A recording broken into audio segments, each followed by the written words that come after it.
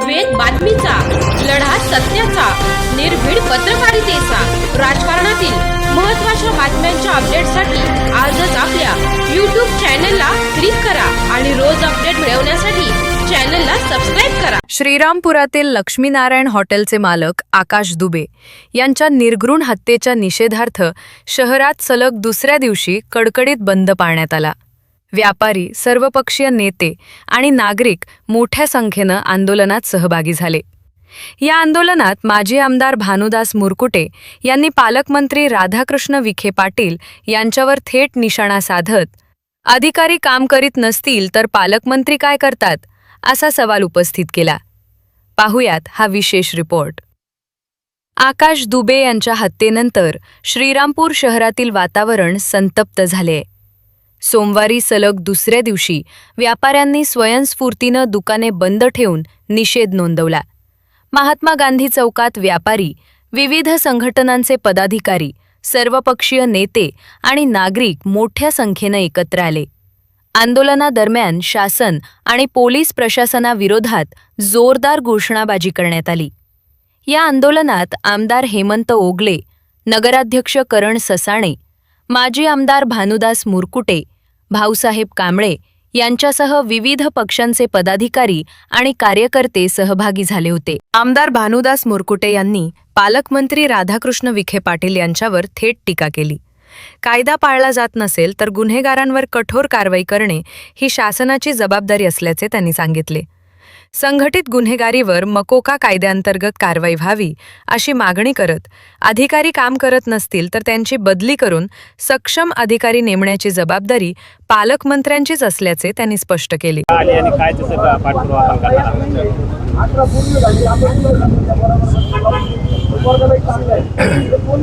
शासनाचं काम आहे कायदा आणि सुव्यवस्था राखणे, to maintain the law and order. आणि शासन म्हणजे कोणी कायदा आणि सुव्यवस्था पाळत नसेल त्याला शिक्षा करणं, त्याला शासन करणं हे शासनाचं काम आहे। मग जर असताना गुन्हेगारी च्या माध्यमातून जर समाजाला विठीव धरत कोणी असेल तर त्याची कारवाई करायची जबाबदारी कोणावरती आहे? की त्याची कार्यवाही करायची जबाबदारी पोलिसावरती आहे। पोलीस खातं कशासाठी आहे? हे त्यांचं कामच आहे। आणि म्हणून पोलिसांकडं सारी माहिती असते, कोण गुन्हेगार आहे, कोणी किती गुन्हे केले आहेत याची सारा रेकॉर्ड असतं, सारी नोंद असते। तेव्हा शासनाने कायदा केला, जर अशा प्रसंगी जर शासनाला कठोर कारवाई करायची असेल त्याला मकोका कायदा आहे, मोका। मग संघटित गुन्हेगारी जर एवढी फोफली असेल तर पोलीस खात्याने मोका अंतर्गत त्या संबंधितावरती कारवाई केली पाहिजे। संघटित ते गुन्हेगार आहेत, मोका कायदा संघटित गुन्हेगारीला लागू होतो आणि म्हणून त्या ठिकाणी शासनाने ही जर कारवाई केली हे सर्व थांबून जाईल। यासाठी तालुक्याला मामलदार आहेत, प्रांत आहेत, त्यांच्याकडे काही अधिकार आहे ना की बघा चुकीचं काम करत असले मोठा गुन्हेगार असेल त्याला ते तडीपार करू शकतात। ते तडीपारची कारवाई काय करत नाही, ती केली गेली पाहिजे। नंतर जिल्ह्याला कलेक्टर आहे, जिल्ह्याला SP आहे, यांचं काम नाही का जिल्हा आढावा घ्यायचा आणि त्याप्रमाणे चुकीचं असेल तर संबंधित अधिकाऱ्याला त्याप्रमाणे आदेश द्यायचे किंवा तो जर काम करत असेल त्याची बदली करे। आणि पालकमंत्री कशासाठी असतो? पालकाचं काम आहे की जिल्ह्यामध्ये कुठे चुकीचं चालू असेल त्यांचं ते त्या लोकांना मदत करणे। बघ पालकमंत्री काय करतात आणि चांगले अधिकारी नसेल ते बदलून टाकायचे, नवीन चांगले अधिकारी आणायचे, हे पालकमंत्र्याचं काम आहे। त्यांनी सुद्धा जबाबदारी घेतली पाहिजे आणि त्याप्रमाणे जर या सर्वांनी जबाबदारी घेतली या तालुक्यातलं, या जिल्ह्यातलं जे गुंडगिरी आहे ती संपूर्णपणे संपल्याशिवाय राहणार नाही। नगराध्यक्ष करण ससाणे यांनीही अधिकाऱ्यांवर राजकीय दबाव असल्याचा आरोप केला। गुन्हेगारांविरोधात पोलीस तातडीने कारवाई करत नसल्यानं शहरात गुन्हेगारीला बळ मिळत असल्याचा आरोप त्यांनी केला। पोलिसांवरचा दबाव कमी झाला पाहिजे। पोलिसांना जे पोलिसिंग असतं, कोम्बिंग ऑपरेशन करणं, ज्याच्याबद्दल तक्रार येते ती तक्रार खरी नोंद करून घेणं, याचं स्वतंत्र मिळालं तर सगळं सोपं होऊन जाईल। परंतु पोलिसांना असं सांगितलं जातं की या संघटित गुन्हेगारांचे नाव घ्यायचे नाही, त्यांच्या नावाने FIR दाखल करायचं नाही, इथपर्यंत वरतून आदेश येतात। त्याच्यामुळे पोलिसांवरती मोठा दबाव असतो आणि या सगळ्या चुका पोलिसांच्या आहे आणि राज्य शासनात बसलेल्या काही नेते मंडळींचा दबाव या सर्वांवरती असल्यामुळं या सगळ्या घटना वाढत आहेत. लहानपणापासून श्रीरामपूर पाहता आपले वडील देखील या ठिकाणी आमदार होते, जयंतराव ससाणे, इतर लोक जे असतील काय वाटतात त्यावेळेच्या आत्ताच्या काय बदल वाटतो श्रीरामपूर? नाही, कोणताही राजकीय पक्ष जरी सत्तेत आला त्यावेळेस काँग्रेसचं सरसगट वरपासून खालपर्यंत सरकार होतं. परंतु एक छोट्या गोष्टीची जेव्हा तक्रार झाली तेव्हा स्वर्गीय ससाणे साहेबांवर सुद्धा गुन्हा दाखल झाला होता. म्हणजे ते आमदार होते, शिर्डी संस्थांचे अध्यक्ष होते, परंतु कायदा त्यांच्यापेक्षाही मोठा होता आणि जो माणूस पोलीस स्टेशनला जात होता त्यावेळेस ते आमदारावर सुद्धा गुन्हा दाखल करत होते. इथपर्यंत कायद्याची मोकळीक आणि कायद्याला स्वतंत्र होतं. त्यावेळेस वरतून पोलिसांना फोन येत नव्हते. हे स्वतंत्र आज हिरावून गेलेलं आहे. पोलिसांना त्यांची स्वतंत्र संपलेलं आहे. ते स्वतंत्र दिलं तर 2 तासामध्ये सगळं काम होऊ शकतं. आता काय भूमिका असणार आहे श्रीरामपूर? त्याचा सर्व गावकरी मंडळांनी, सर्व पक्ष आणि सर्व संघटनेच्या लोकांनी मिळून जो आता गाव बंद करण्याचा जो निर्णय घेतलेला आहे त्याच्यावरती आम्ही ठाम आहोत आणि आम्ही बुधवारी मोर्चाचं आयोजन करतोय. त्यासाठी परत प्रमुख काही माणसं बसून बारकाईंनी कसं नियोजन करता येईल त्याच्यामध्ये जास्तीत जास्त लोक कधी सहभागी होतील यासाठी आम्ही प्रयत्न करणार आहोत. 2 दिवसापासून गाव बंद आहे, चाकर उठलेले आहे, अर्थकारण थांबलेलं आहे. कसं बघता एक नगराध्यक्ष म्हणून काय जबाबदारी आहे? नाही, लोकांचीच मागणी आहे, सगळी व्यापाऱ्यांचीच मागणी आहे. अनेक डॉक्टर लोकांना खंडणी मागितलेली आहे. अनेक व्यापाऱ्यांकडून पैसे घेतले गेलेले आहेत, त्यांना ब्लॅकमेल केलं गेलं आहे. त्याच्यामुळं व्यापाऱ्यांची आणि सर्व डॉक्टर असतील, सगळ्या प्रोफेशनलचे सगळे लोक असतील, त्या सर्वांची मागणी आहे. त्याच्यामुळे त्यांनी सुद्धा उत्स्फूर्त असा प्रतिसाद दिलेला आहे. आम्ही कुणावरती बळजबरी केलेली नाही. कधीपर्यंत सुरू राहील आता? आमची अपेक्षा आहे की त्यांच्यावरती मोक्याची कारवाई झाली पाहिजे. काल जरी SP साहेबांनी लिहून दिला असला तरी अजूनही तो काही गुन्हा दाखल झालेला नाही किंवा त्याचा प्रस्ताव गेलेला नाही. तो गेला तर आम्ही थांबायला तयार आहे.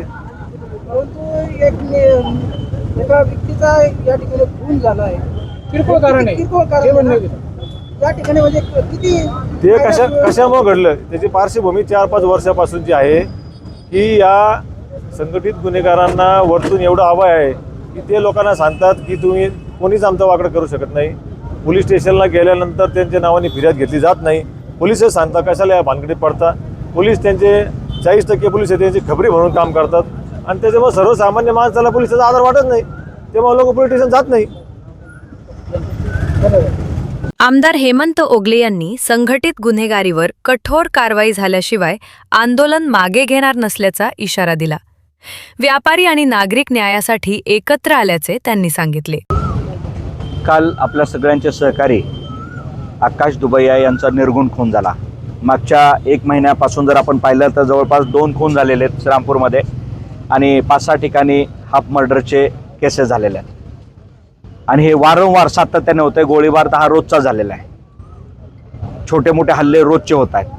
परंतु प्रशासनाने याच्याकडे मागच्या 3-4 वर्षापासून सारखं दुर्लक्ष केल्यामुळं हा सगळा गोंधळ तयार झालेला आहे आणि या गोंधळातून शेवटी श्रीरामपूरकर हा त्यांचा संयमाचा बांध तुटलेला आहे. सगळे श्रीरामपूरकर आणि सगळ्या पक्षाचे जोडे बाजूला ठेवून सर्व पक्षी आम्ही सगळेजण एकत्रित आलो आहोत. व्यापारी एकत्रित आलेले आहेत, श्रीरामपूरची आम जनता रस्त्यावरती आलेली आहे आणि आमची आता फक्त एकच मागणी की या गुंडांचा बंदोबस्त करा, या गुंडांना कुठेतरी थांबवा. आणि श्रीरामपूरची जनता आता श्रीरामपूरमध्ये राहायचं का नाही हे ठरवायला लागली. श्रीरामपूर शहर सोडून जायची वेळ आली आहे. त्यामुळं एकतर यांना इथं राहू द्या नाहीतर आम्ही बाहेर जातो म्हणजे अशातला एक प्रकार झालेला आहे. परंतु आम्हाला खात्री आहे की आज ज्या पद्धतीने हिंदुत्वाच्या नावाखाली ह्यांनी जो हौदाच घातला होता याला सरकार कुठेतरी पायबंद घालेल, याला कुठेतरी थांबवेल याची आता आम्हाला खात्री वाटायला लागलेली आहे. आमचं प्रशासनाला आणि शासनाला विनंती आहे की यांच्यावरती मोक्काची कारवाई दाखल या सर्व टोळीवरती पूर्ण खालपासून ते वरपर्यंत यांच्या सगळ्यांच्याच वरती मोक्काची कारवाई झाली पाहिजेत. यांची तडीपारी झाली पाहिजेत आणि आकाश बेग आणि इतर काही जे गुन्हे असतील याच्यामध्ये यांना जन्मठेप ते फाशीची शिक्षा झाली पाहिजे. यापुढे आपली काय भूमिका आहे म्हणजे आपण काय याच्यानंतर? या ठिकाणी सर्वांनी मिळून आज संध्याकाळी 5 वाजता आमची मीटिंग आहे. त्यानंतर बुधवारी 11 वाजता सकाळी मोर्चा निघणार आहे श्रीरामपूरमधून. पूर्ण तालुक्यातून या ठिकाणी लोक येणार आहेत. कारण आता प्रत्येक गावामध्ये यांचा त्रास झालेला आहे. श्रीरामपूर शहरातच नाही, रामपूरसारखं एक छोटं गाव आहे त्या ठिकाणी वाळू उचलून नाही दिले म्हणून त्या लोकांना इथं आले की श्रीरामपूरमध्ये मारलेलं आहे. त्यांनी विचारून कुठला आहे रामपूरचा का लगेच मारलेलं आहे. तर असं झालं असेल तर प्रत्येकाला यांचा त्रास झालेला आहे. त्यामुळे पूर्ण तालुक्यातून या ठिकाणी लोक जमा होणार आहेत. एक मोठा मोर्चाचं नियोजन बुधवारी सर्वपक्षीय सर्वधर्मीय आणि सर्व आम श्रीरामपूरकरांच्या वतीनं मोर्चाचं आयोजन केलेलं आहे आणि त्यानंतर प्रशासनाला निर्वाणीचा इशारा देऊन आम्ही निवेदन देणार आहोत आणि त्यानंतर बंद आम्ही संपवणार आहोत. हा बंद काल चालू झालेला आहे. श्रीरामपूरकरच्या सर्व लोकांचा आम्ही शतशः धन्यवाद देतो, कारण त्यांनी जर ही हिंमत नसती दाखवली तर हा बंद झाला नसता. त्यामुळे हा बेमुदत बंद हा बुधवारपर्यंत चालणार आहे. उद्याही हा बंद असणार आहे. बुधवारी मोर्चानंतर हा बंद आम्ही संपवणार आहोत. प्रकाश चित्ते यांनी हिंदू समाजाच्या सुरक्षेचा मुद्दा उपस्थित करत हिंदुत्वाच्या नावाखाली गुंडगिरी करणाऱ्यांवर कठोर कारवाई करण्याची मागणी केली. काय नेमकं कशासाठी आपल्या या ठिकाणी काल श्रीरामपूर शहरामध्ये श्रीरामपूर शहर बंद होतं. आकाश दुबे याचा जो निर्गुण खून झाला, या खुनाच्या निषेधार्थ कालपासून बेमुदत आंदोलन या ठिकाणी चालू आहे. या श्रीरामपूर शहराची आजचं वास्तव असं आहे की हिंदू गुंडांपासून हिंदू समाजाची सुरक्षा होण्याची गरज आहे. यासाठी या ठिकाणी हे आंदोलन या ठिकाणी चालू आहे. या श्रीरामपूर शहर आणि तालुक्यामध्ये काही आउटसाइडर एलिमेंट्स आहेत आणि त्यांनी हिंदुत्वाचा एक प्रयोग करायचं ठरवलं वेगळ्या पद्धतीचा. परंतु त्यामधून एक हिंदुत्वाचं व्यापारीकरण होऊन हिंदुत्वादी गुंड तयार झाले आणि या गुंडांचा हिंदू समाजालाच फार मोठ्या प्रमाणावर त्रास निर्माण झाला. हिंदू समाजाच्याच मुली पळून नेल्या जात आहेत. हिंदू समाजाच्या मुलींवर अत्याचार होतो. हिंदू समाजाच्या मुलींची छेडछाड केली जाते. या ठिकाणी श्रीरामपूर शहरामध्ये मोठ्या प्रमाणावर गुन्हेगारी फोफावलेली आहे. मोठ्या प्रमाणावर अवैध धंदे आहेत. या श्रीरामपूर शहरामध्ये 10 कोटीचं ड्रग्ज सापडतं. या ड्रग्जचा मुळापर्यंत तपासच जात नाही. मेट्रोफिनची इंजेक्शन्स, नशेची इंजेक्शन्स विकली जातात. एक तरुण पिढी श्रीरामपुरातली पूर्णपणे इंजेक्शन आणि ड्रगनी बर्बाद झालेली आहे. याचे गुन्हे दाखल होतात, परंतु त्याच्या मुळापर्यंत या ठिकाणी मुळापर्यंत जात नाहीये तपास आणि पोलीस पूर्णपणे निष्क्रिय आहे. पोलीस फक्त क्लिरिकल यंत्रणा या ठिकाणी राबवते. पोलिसांची श्रीरामपूर शहरामध्ये दहशत नाही आणि म्हणून पोलिसांच्या विरोधामध्ये आणि या गुंडांवर कारवाई व्हावी या मागणीकरता, मोकाची कारवाई व्हावी या मागणीकरता खऱ्या अर्थानं हे बेमुदत आंदोलन आहे. या दृष्टीने हिंदू समाजाला, साऱ्या श्रीरामपूर शहराला न्याय मिळाला पाहिजे अशी या आंदोलनाची मागणी आहे. लक्ष्मीनारायण हॉटेलमध्ये घडलेल्या या हत्येनं श्रीरामपूर हादरले असून दोषींना कठोर शिक्षा होईपर्यंत आंदोलन सुरूच ठेवण्याचा निर्धार आंदोलकांनी व्यक्त केला आहे. आता या प्रकरणाच्या तपासात पोलीस प्रशासन कोणती ठोस पावले उचलते आणि शहरातील कायदा सुव्यवस्था पूर्ववत करण्यासाठी शासन काय निर्णय घेते याकडे संपूर्ण श्रीरामपूरचे लक्ष लागले आहे. आज एक माजी आमदार म्हणून आपण या ठिकाणी काम केलेलं आहे. आज जी शहराची परिस्थिती नेमकं त्याबद्दल आपण काय म्हणतो, काय अपेक्षा आहे आपल्या? श्रीरामपूर शहरामध्ये जे परवा घटना झालेली आकाश दुबाया यांच्या बाबतीमध्ये जे त्यांचा जो खून झालेला आहे, निर्गुण खून झालेला आहे, त्यांचे वडील चुलते दोन्ही नगरसेवक या शहरामध्ये होते आणि अशा माणसाचा या ठिकाणी खून होतो. एक साध्या जेवणाच्या कारणावरून हा मोठा खून झालेला आहे.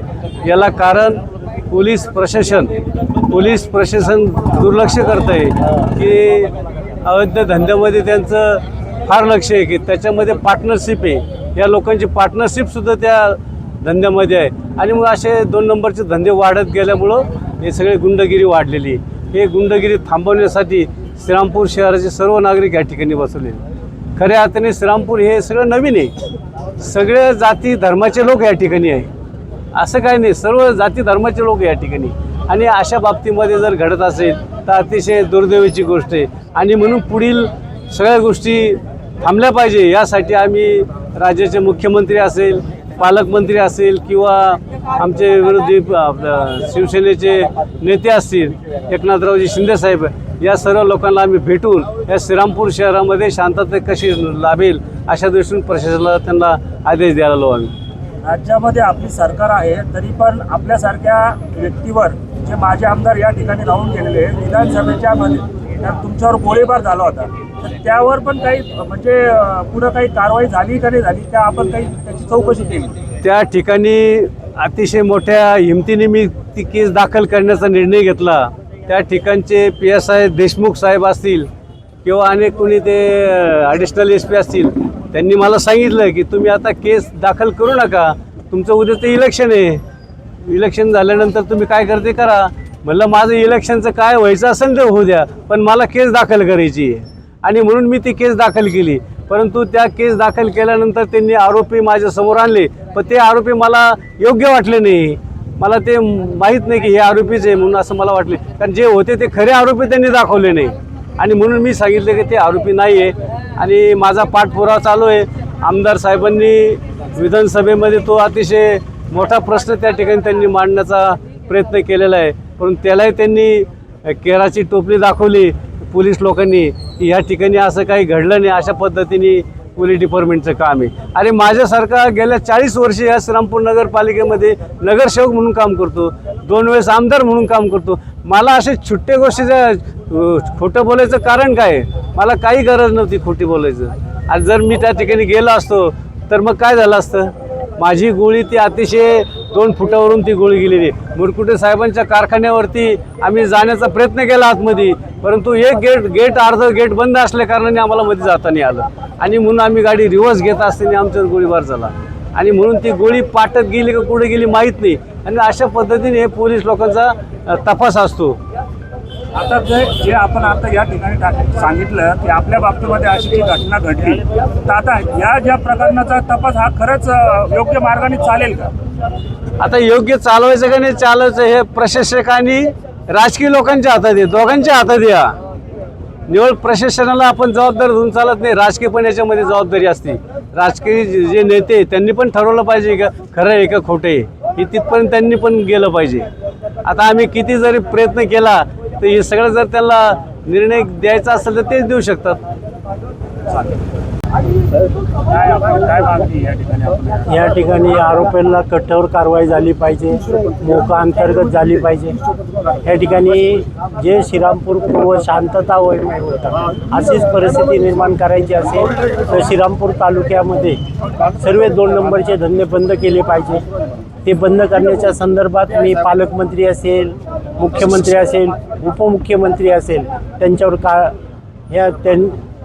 पोलिसांना सक्त आदेश देऊन या ठिकाणी कारवाई करून ते बंद केले पाहिजे. काय आपली भूमिका राहणार आहे? या ठिकाणी कायदा आणि सुव्यवस्था सुरळीत राहण्यासाठी प्रशासनाने सखोल कारवाईच्या संदर्भात आम्ही शासनाकडे पाठपुरावा करतो. एक महिला म्हणून माझी भूमिका अशी आहे की ह्या आकावरती मोका झाला पाहिजे, सराईत गुन्हेगारी थांबली पाहिजे आणि प्रशासनाने याच्यावरती कडक कारवाई केली पाहिजे हीच विनंती. नेमकं श्रीरामपूरमध्ये आज आपण केलं तर महिला सुरक्षित नाही आहे, नेमकं काय कारण आहे? भीतीचं वातावरण आहे महिलांमध्ये, मुलींमध्ये. मुली कुठं बाहेर जात नाही, महिला कुठं बाहेर जात नाही, भीतीचं वातावरण आहे. आधी असं घाबरायचे की टोपीवाल्यापासून भीती आहे, आता भगव्या उपरण्यावाल्यापासून भीती झालेली निर्माण. तर कुठंतरी ते थांबलं पाहिजे आणि ह्याची दखल वरती घेतल्या जाणार हे 100%. आपण आज बघितलं श्रीरामपूरमध्ये कोट्याचा उलाढाल होत असतो. आज कुठं गेल्या 2 दिवसापासून ते ठप्प आहे. प्रशासन जागं होणार आहे या गोष्टीला आणि आपल्याला साथ देणार.